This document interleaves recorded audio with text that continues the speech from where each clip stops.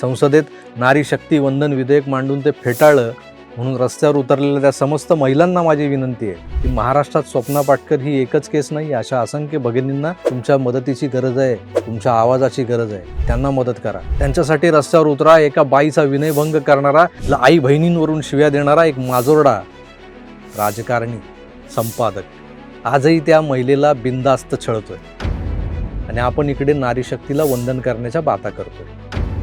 केवढा हा विरोधाभास आहे.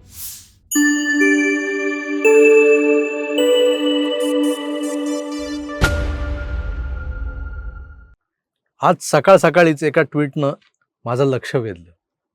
खरं तर ज्या महिलेनं, ज्या माय माऊलीनं हे ट्विट केलेलं होतं, त्या महिलेच्या ट्विटला 2019 नंतर 22-23 पर्यंत काय किंमत होती, किंबहुना मी तर म्हणेन त्या ट्विटर हँडलवरून आलेल्या प्रत्येक ट्विटला मीडियात कसं वजन प्राप्त व्हायचं, त्यावर कशा चर्चा झडायच्या, ब्रेकिंग न्यूज व्हायच्या. उद्धव ठाकरे यांच्या गटातले एक नेते संजय राजाराम राऊत आणि त्यांचा आमदार भाऊ सुनील राजाराम राऊत यांची कशी तंतरलेली असायची त्या ट्विटनंतर. आणि सगळ्यात महत्त्वाचं, त्या ताईंच्या ट्विटला भारतीय जनता पक्ष आणि शिंदेंच्या शिवसेनेकडून कसं उचलून धरलं जायचं. भाजपच्या महिला नेत्या, प्रवक्त्या त्या ट्विटवर कशा पोपटासारख्या बोलायच्या, मीडियाला बाईट्स द्यायच्या, हे सुद्धा आपण पाहिलंय, अनुभवलंय.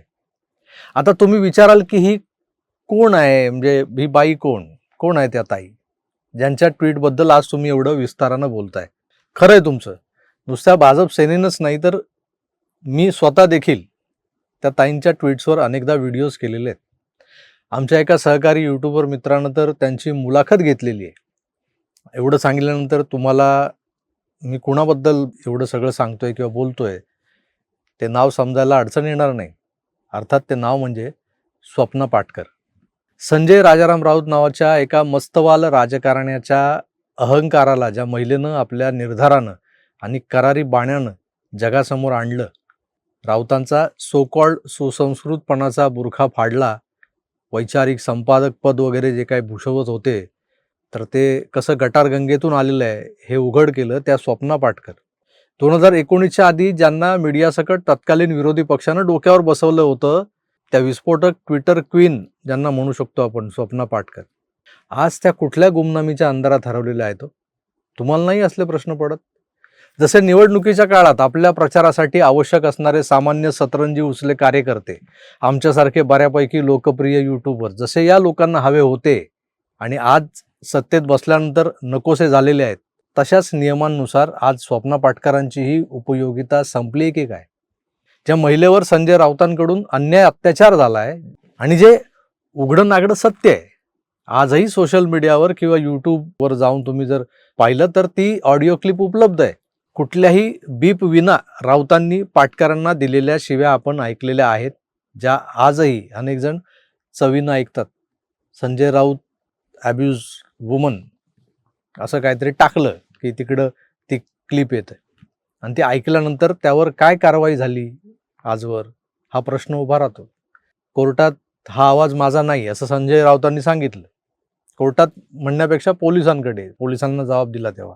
असं सांगितल्यानंतर त्यांच्या आवाजाची फॉरेन्सिक टेस्ट करण्यासाठी त्यांच्या आवाजाचे सॅम्पल्स घेणं ही पहिली स्टेप असते. असं पोलिसांनी सांगितलं होतं, आम्ही त्यांच्या आवाजाच्या सॅम्पल्स घेणार आहोत. ती स्टेप अजून पोलिसांनी घेतली आहे का नाही, प्रशासनाकडून ती घेतली गेली आहे का नाही, याच्याबद्दल काहीही स्पष्टता नाही. याचा अर्थ काय होतो? ज्या राऊतांना सोशल मीडियावर संजा, लवंडे, झाकणझुल्या, संडापक अशा शेलक्या विशेषणांनी सामान्य नेटकरी झोडत असतो, म्हणजे ज्याची अवकात नाही, राहतो कुठल्या तरी चाळीत, पण तो संजय राऊतांसारख्या एवढ्या मोठ्या नेत्यावर असल्या विशेषणासह आपलं तोंड उघडत असतो. त्या संजय राऊतांची अवकात काढत असतो. त्या राऊतांची खरी अवकात काय हे तुमच्या आमच्यासारख्या सामान्य माणसांना खरंच माहीत नाही. संजय राऊत ही फार मोठी आसामी आहे.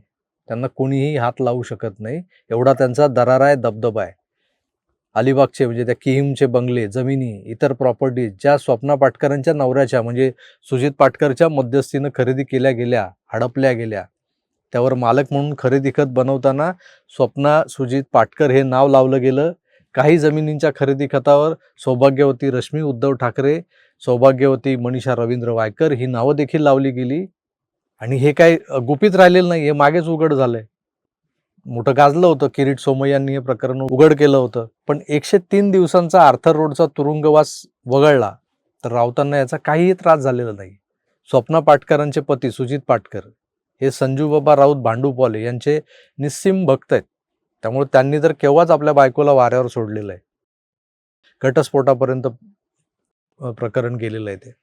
आता आपल्या पोटच्या पोराला वाढवण्यासाठी झगडणारी स्वप्ना पाटकर नावाची एकाकी महिला, जी एकाकी असूनही मोठ्या महाशक्तींविरुद्ध लढण्याची जिद्द बाळगून आहे, तिला सतावण्याचे, घाबरवण्याचे असंख्य प्रकार राऊतांच्या भाडोत्री गुंडांनी करून पाहिले. रात्री अपरात्री फोन करून धमक्या देणं असो, घरावर दारूच्या बाटल्या फेकणं असो, रिकाम्या बाटल्या, त्या बाटलीत धमक्यांच्या चिठ्ठ्या टाकणं.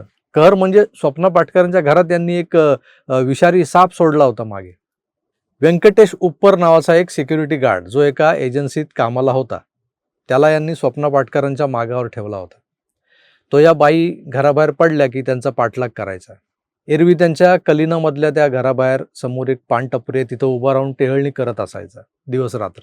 असाच एक दिवस तो पाठलाग करत करत स्वप्ना पाटकरांच्या मागे येत असताना स्वप्ना पाटकरांनी त्याला बरोबर पोलीस स्टेशनच्या दारात आणून उभा केला. गडबडलेल्या व्यंकटेश उप्परला तात्काळ पोलिसांनी तिथं अटकही केली, पण तो काही बोलणार, सगळं घडाघडा उघडणार त्याआधीच त्याला सोडून दिलं गेलं. नंतर त्या केसला तो स्वतः हजर राहतच नव्हता. केस उभी राहिल्यानंतर हा व्यंकटेश उप्पर कुठेतरी गायब झालाय असं एकंदर वातावरण झालं होतं.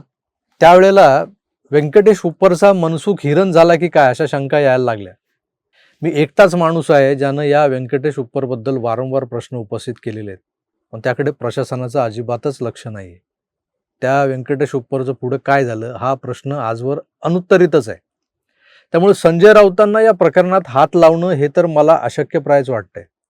संजय राऊत केवढी मोठी आसामी आहे हे तुमच्या लक्षात आलं असेल. आणि त्यांच्या विरोधात बोलणारे जे लोक आहेत ते मूर्ख आहेत, इन्क्लुडिंग मी. आता येतो मूळ मुद्द्यावर, म्हणजे सकाळच्या ट्विटवर. स्क्रीनवर ते ट्विट जसंच्या तसं दाखवतोय, तुम्हाला वाचा. जर माझ्याबाबत काही घडलं, अपघात, शारीरिक इजा, कोणती हानी किंवा मी गायब झाले तर त्यासाठी संजय राऊत हेच पूर्णपणे जबाबदार असतील. माझ्या आगामी पुस्तकात काही सत्य गोष्टी उघड होणार असल्यामुळे ते थांबवण्यासाठी त्यांच्या लोकांकडून मला धमक्या दिल्या जात आहेत. मी गप्प बसणार नाही. स्वप्ना पाटकर एक पुस्तक लिहित आहेत आणि हे असं माझ्या कानावर आलं होतं. त्यांनी मला काही सांगितलं नव्हतं कधी की असं मी पुस्तक लिहिते. पण ते तर पूर्णतः शिवसेना आणि शिवसेनेचा आजवरचा प्रवास, त्या प्रवासादरम्यानच्या घटना, त्या आजच्या 2-2 शिवसेना, इथवर सारं काही त्यात असेल असं एकंदर त्या पुस्तकाचं स्वरूप आहे असंही माझ्या कानावर आलं होतं. आणि हे जर सत्य असेल आणि असंच ह्याच बाजाचं जर ते पुस्तक लिहिलं गेलेलं असेल किंवा लिहिलं जात असेल तर त्यात संजय राऊत यांचं पात्र हे अनिवार्य असणारच आहे. शिंदेंनी केलेलं बंड ही असणारच आहे.